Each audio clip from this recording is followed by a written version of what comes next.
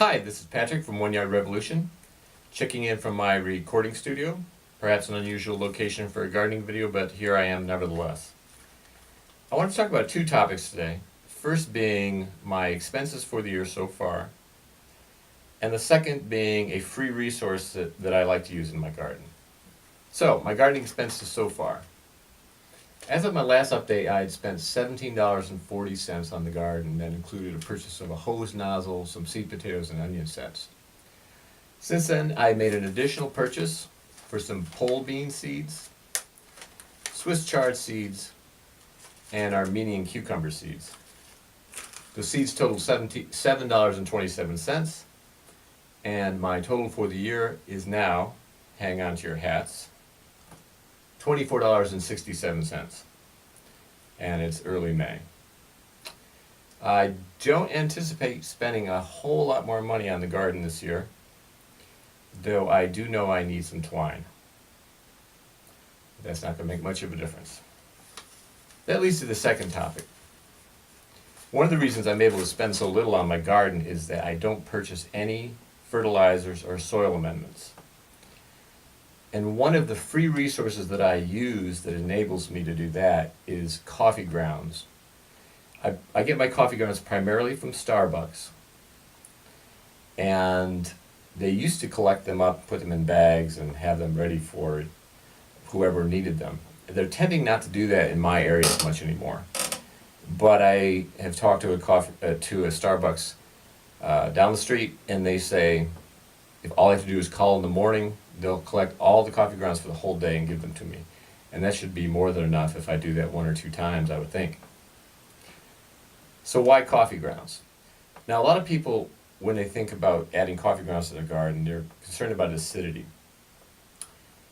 However, coffee grounds, once they're used, and I'm talking about used coffee grounds, the pH is about 6.5 to 6.8, with 7 being neutral. So they're very close to neutral pH. And most vegetables are perfectly happy with a pH of that range.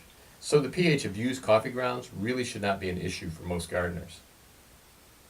So let's talk about the benefits of coffee grounds. First of all, it's very rich in nitrogen, and it acts as a slow release source of nitrogen for your garden. It also contains phosphorus and potassium and trace amounts of calcium and magnesium, other minerals, and vitamins. Another benefit of using coffee grounds in your garden is that slugs don't like coffee grounds. It'll help to deter them a little bit. On the other hand, worms love coffee grounds. I have a lot of red wigglers in my vegetable garden, and I have a lot of leaves out there for them to eat, but they'll also have coffee grounds as well. So that being said, let's head outside and I'll show you how I use coffee grounds in my garden. Today I'm working with only a small bag of coffee grounds that I was able to get from Starbucks. I'll be getting far more in the future. First off, I'm transplanting kale. I put a handful of coffee grounds into the soil for each plant that I transplant. Kale likes a soil pH of 6 to 7, so the coffee grounds pH of 6.5 to 6.8 is perfect. Just about any time I work the soil, I will uncover some worms, and today was no exception. And again, they will enjoy the coffee, and having a lot of worms in your garden bed is a sign that your soil is very healthy. Look at all those worms. And I repeated this process for a number of kale plants, all of them getting a handful or so of coffee grounds.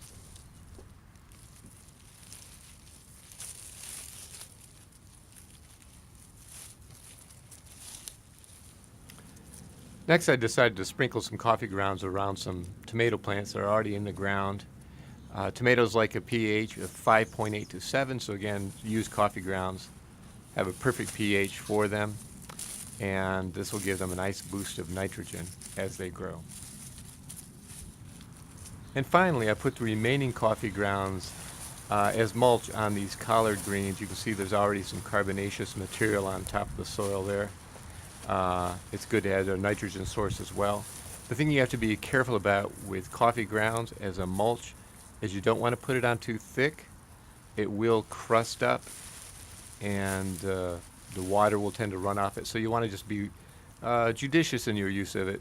Don't use too much. Sprinkle it in with the other materials, and it will be great as a mulch. So though I do really like putting coffee grounds in my worm bins and in my compost bins, when possible, I really like to put it directly into the garden. I think it's such an excellent soil amendment that I like to put it to use right away and not wait for it to go through the composting process. So that's all for today. Thank you for watching very much. Please like if you liked the video, and also subscribe. Thank you very much.